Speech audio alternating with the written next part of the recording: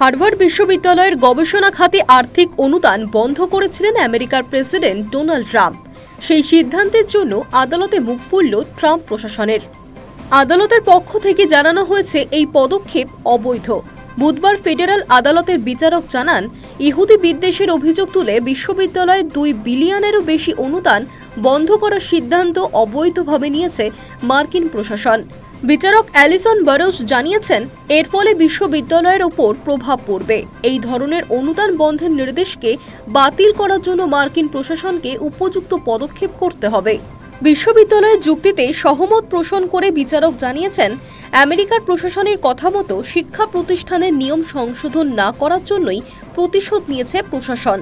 বিশ্ববিদ্যালয় প্রাঙ্গণে ইহুদি বিদ্বেষ বন্ধ করার জন্য কি কি করণীয় সেই বিষয়ে বেশ কিছু শর্ত দেওয়া হয়েছিল সরকারের তরফে, কিন্তু সরকারের দেওয়া শর্তগুলি মানতে রাজি ছিলেন না হার্ভার্ড কর্তৃপক্ষ।